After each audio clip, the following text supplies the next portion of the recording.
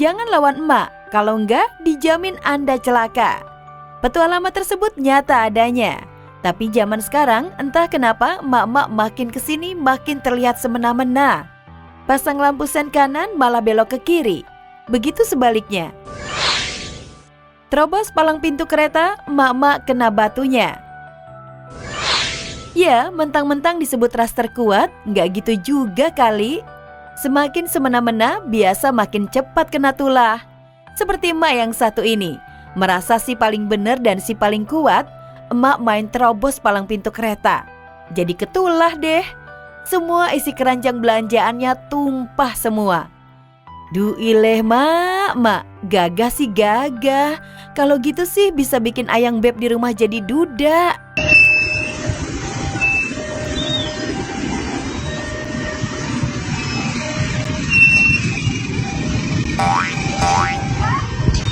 Untuk mama ras terkuat di bumi, ini hati-hati, jangan nerobos lalu rambu-rambu lalu lintas, apalagi nerobos yang namanya rel kereta, karena itu berbahaya banget. Jadi harapannya sih jangan ditiru ya. Nawar kebangetan, emak-emak belanja malah ribut. Bukan emak-emak kalau nggak nawar saat belanja, tapi emak yang satu ini kebangetan. Nawarnya bikin kesinggung si abang jualan.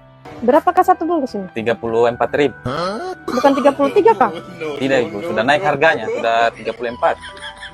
Bisanya di sini 34. Tadi pagi saya beli di sana 33 pak. Astaga, barusan tadi pagi saya beli 33. Dia salah Ceritanya jual juga dia naik 34. Salah jual itu ibu, salah jual. Dia salah Bapak jual. ini sudah mau tipu-tipu saya misal. Ibu, saya tidak tipu, kita hanya uang 1.000 begitu ya. Masuk akal, ibu jaga omongannya ibu. Jangan bilangkan saya tipu-tipu begitu. Mahalnya juga orang 33. Saya tidak bawa sampai akhirat itu uang 1.000 ibu. Jangan kita bilangkan saya tipu-tipu begitu. Karena selama saya menjual tidak pernah saya tipu-tipu. Jangan hanya uang 1.000 sini. Kalau memang kita tidak mau kan, kita ambil uangnya kita.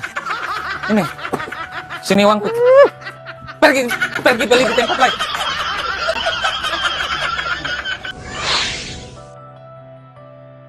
Emak tolak bayar COD, barang pesanan datang terlalu cepat. Bila yang tadi emak ribut hanya karena perkara uang 1.000, emak yang satu ini bikin kurir paket emosi. Bagaimana tidak, gara-gara paket datang lebih cepat, si emak kekeh menolak bayar COD. Dan yang bikin si abang kurir makin murka, tanpa merasa bersalah, si emak minta ngebon. Wah, kalau konsumen kayak si emak, bisa resign deh para kurir paket. Saya tidak mau bayar paket ini, saya belum punya uang, baru 2 hari saya mesan. Uang saya belum siap, baru 2 hari saya mesan paket sudah datang. Saya sama teman saya ini keliling-keliling, bukan enak, panas-panasan. Ibu itu pesan paket, ini COD. COD itu apa? Bayar di tempat. Nah makanya saya belum punya uang COD.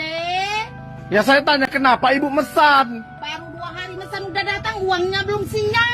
Ya harus siapkan uangnya.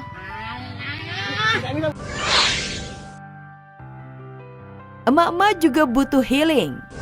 Makin tua makin kembali seperti usia belia. Ungkapan itu rasanya makin nyata benar adanya. Seperti sekelompok ibu-ibu ini, ramai-ramai pulang menghadiri hajatan, geng mak-mak kompak healing naik wahana kereta yang biasa dimainin cucu bocilnya.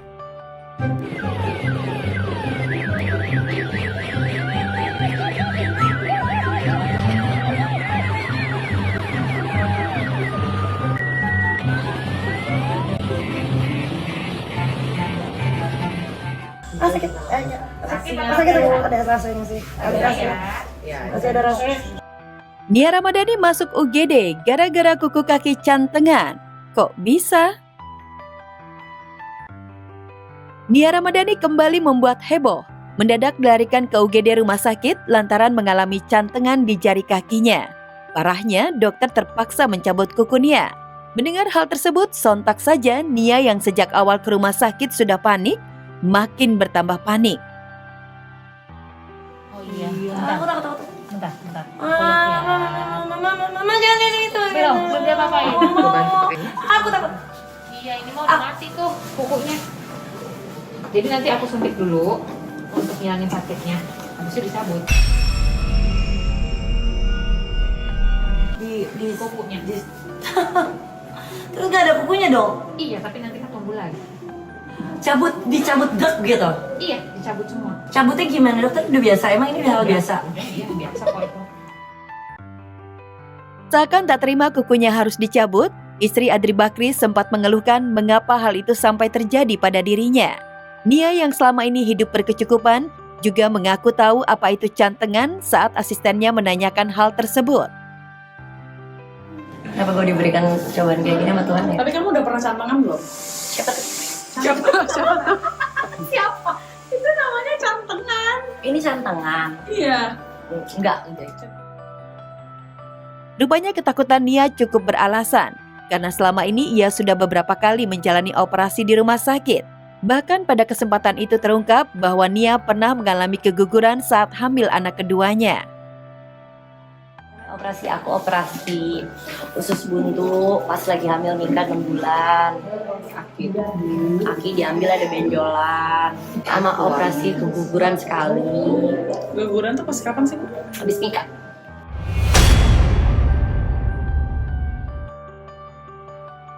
Tak heran jika ibu 3 anak itu mengalami ketakutan yang luar biasa. Meskipun secara medis cabut kuku hanya operasi kecil, namun Nia harus merelakan kukunya dicabut agar tidak mengalami infeksi. Beberapa asistennya pun berusaha menenangkan Nia selama proses operasi.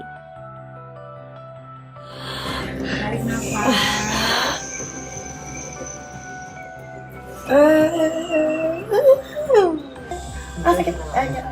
Sakit ada rasanya sih. Ada rasanya. Masih ada rasanya. Masih ada rasanya. Masih ada rasanya, Mbak. Iya. Ada. Sakit nggak kan? Berasa. Berasa tapi nggak sakit ya.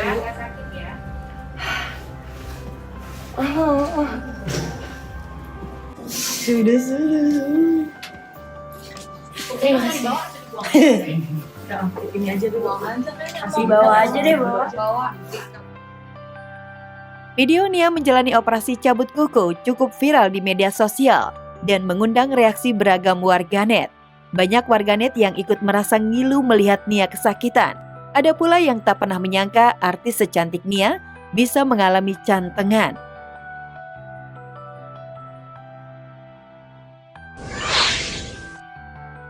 Viral bocil, Bestie Forever, bikin meleleh.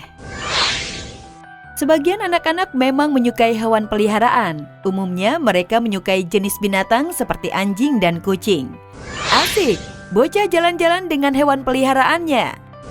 Namun lain dengan bocah laki-laki yang satu ini. Selain memiliki hewan peliharaan anjing dan kucing, bocah yang satu ini juga memiliki bebek. Bahkan si bocah mengajak jalan-jalan ketiga hewan kesayangannya tersebut. Tapi kocaknya, bebek tersebut menarik dengan kuat si bocah yang tengah duduk santai di atas mobil-mobilan bersama kucingnya.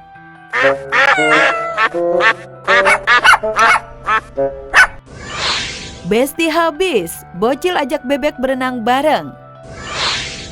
Sama dengan bocah laki-laki yang sebelumnya, bocah bertubuh gembul yang satu ini juga bestian banget dengan bebek peliharaannya.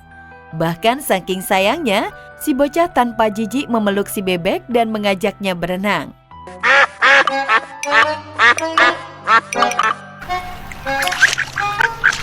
Sayang banget, bocah gendong kambing kemana-mana. Tapi ada juga loh yang memilih hewan konsumsi, seperti kambing untuk jadi bestinya. Kayak anak perempuan ini, agar si kambing tidak kelelahan karena diajak berjalan-jalan, anak perempuan ini pun berinisiatif untuk menggendongnya.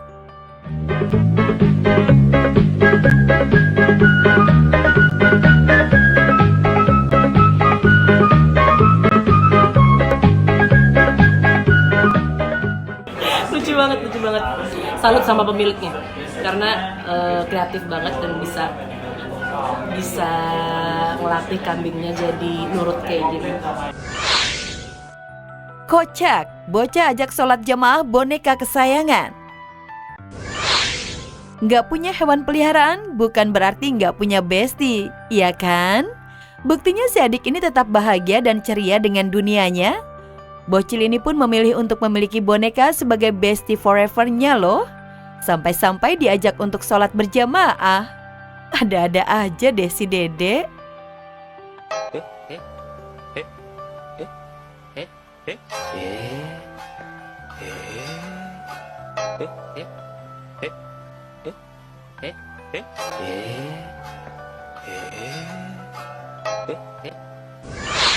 Tak ada besti, bocah rebahan main kursi akrobatik. Beda lagi dengan bocil yang satu ini, karena gabut dan gak punya besti untuk diajak hangout, bocil rebahan ini pun jadikan kursi untuk sasaran akrobatik kakinya. Emang boleh ya? Tapi keren si adik ini.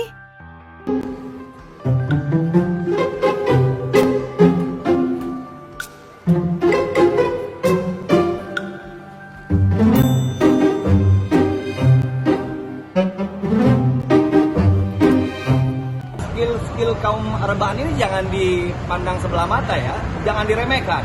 Karena tidur rebahan itu bisa aja sebenarnya memberikan manfaat untuk dirinya sendiri. Manfaatnya tuh bisa viral.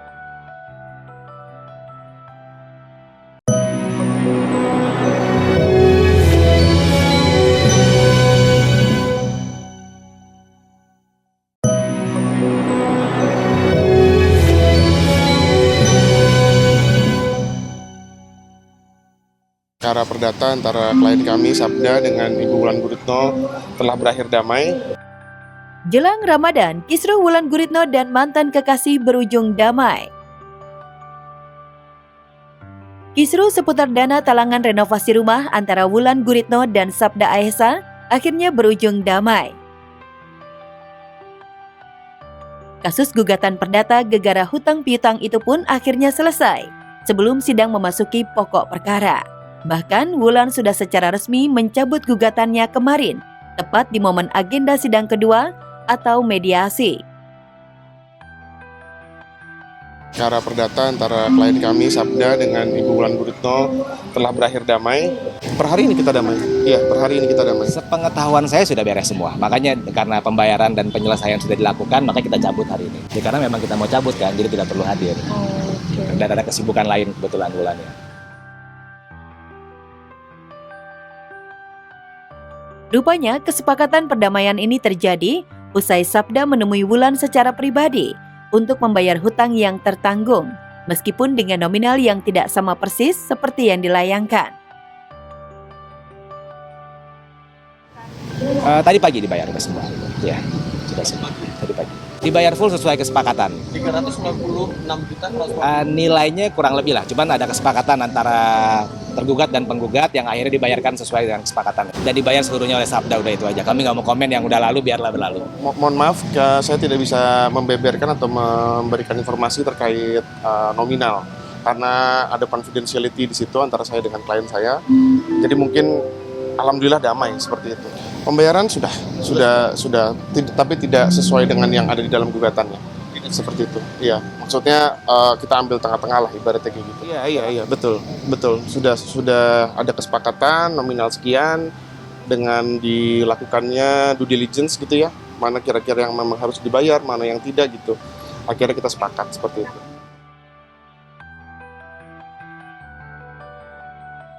Wulan pun kini dapat bernafas lega. Walaupun jalinan cintanya kandas bersama Sabda, tapi setidaknya keduanya kini kembali menjalin tali silaturahmi. Wulan pun dapat melanjutkan aktivitasnya kembali, seperti menjadi model di event fashion show kemarin. Selain itu, Sabda juga dapat kembali fokus berkarir. Ya memang baik-baik aja sih selama ini juga. Mungkin kalau pesan dari Mas Sabda, tolong hargai privasinya beliau gitu aja, karena kan beliau juga sedang fokus dalam karirnya seperti itu. Itu aja sih paling.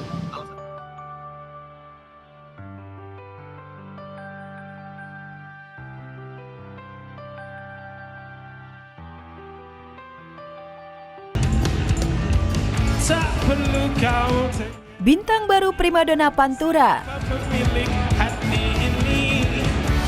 Malam puncak kontes primadona Pantura 2024 tadi malam benar-benar spektakuler.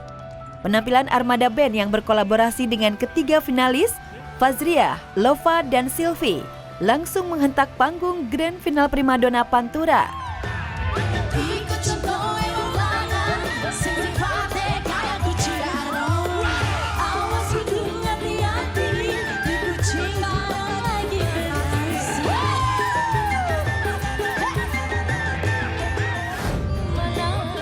Finalis Sylvie, Fazria, dan Lova sama-sama menyuguhkan penampilan terbaik mereka demi merebut tahta juara Primadona Pantura. Setiap kali ku ajak jalan, setapak di gurun pasir, karena panas hawanya. Gelisah, gelisah, gelisah, gelisah, gelisah, gelisah. Mengapa gelisah? Dan akhirnya Fazria Sidoarjo keluar sebagai juara Primadona Pantura tahun ini. Fazria sebagai juara di tahun 2024. Selamat untuk Fazria dari Sidoarjo. Fazria benar-benar gak nyangka bisa mendapatkan penghargaan yang sebanyak itu. Makasih Mbak Nuwun, terima kasih banyak buat para juri, terima kasih. Aduh, terima kasih buat MNC TV yang sudah support abis-abisan Pantura ini tetap berjalan dengan lancar dan tentunya menjadi sarana buat mereka ada wadahnya di stasiun televisi nasional.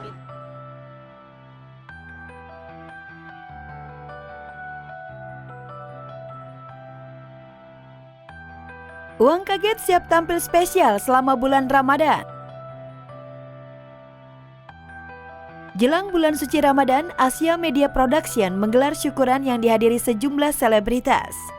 Ya, dalam rangka menyambut Ramadan, EMP siap menemani Ramadan pemirsa dengan program-program spesial. Di awal Ramadan, kita akan ada 5 sinetron baru. Itu susahnya untuk RCTI ya. 5 sinetron baru di 2 prime time yang biasa, di malam dan juga pada saat sahur. Termasuk yang dari Leslar, Aku Mencintaimu Karena Allah. KOL apa yang bisa kita buka case. Ya belum memperhitungkan yang tadi. Sebagai salah satu program reality show nomor 1, Uang Kaget Lagi bakal hadir spesial Ramadan dengan berbeda, lebih menyentuh dan penuh makna. Everyday itu kita dapat pelajaran, pelajaran langsung dari orang-orang yang mengalami tentang kehidupan mereka, bertahan hidup. Jadi memang harus kudu mesti ada program ini, ya harus kudu mesti jadi sebuah pembelajaran untuk semua segmen, sehingga akhirnya kita kedepannya lebih bersyukur lagi. Assalamualaikum. Dek. Ya Allah. Mbak dari mana? Sebagai host pendatang baru di program Uang Kaget, Faradila mengaku banyak hal yang ia petik. Bahkan Farah belak-belakan mengungkapkan, baru sebulan gabung bareng Bang Ali di Uang Kaget, banyak hal berubah baik fisik maupun mental. Beneran kaget sih kalau aku ya. Tapi bener-bener kalau kesulitannya sih mungkin dari yang awalnya aku nggak teratur tidur, akhirnya harus tidur cepet, bangun pagi, lari-larian, olahraga. Nah itu sih benar-benar merubah banget fisikku gitu. Kurang lebih sebulan itu merasakan banyak banget berubah ya, karena aku punya banyak banget sudut pandang berbeda. Aku turun ke lapangan dan tentunya merasakan gimana sih rasa syukur itu tuh setiap orang itu berbeda-beda, sama daya juang orang juga berbeda-beda. Sangat-sangat menyentuh sih Kak.